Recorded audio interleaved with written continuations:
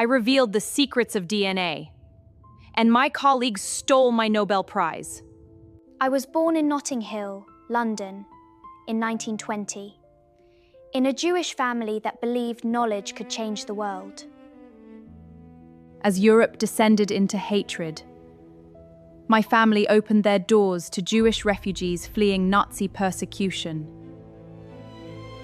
I excelled in physics and chemistry from an early age. In 1938, I entered Cambridge University. Few women studied science there. Most people thought we didn't belong. I stopped trying to fit in at Cambridge. The more isolated I felt, the more I disappeared into science. While bombs fell across Europe, I spent years helping Britain survive the war. My research improved the carbon used in gas masks and military equipment. In Paris, for the first time in my life, I wasn't treated like a woman trying to prove herself. I was treated like a scientist. I became obsessed with X-rays.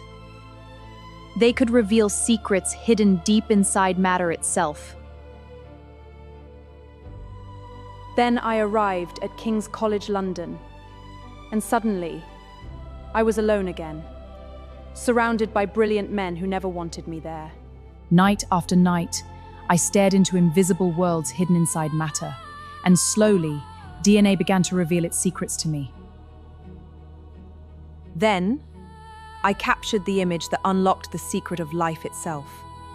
The world would call it Photograph 51, the image that revealed the hidden structure of DNA. Without my permission, they showed my photograph to the men who would become famous for discovering DNA. And in that moment, everything was stolen from me.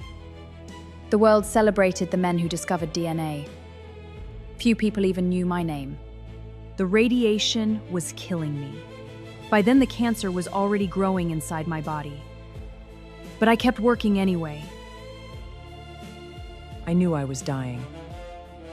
I could feel the cancer spreading through my body, while the men who used my work became legends.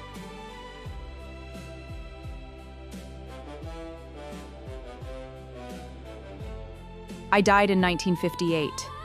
They gave the Nobel Prize to the men who used my work. Without my research, none of it would have been possible. So tell me, will you forget me too? Or will you finally remember my name? My name, Rosalind Franklin.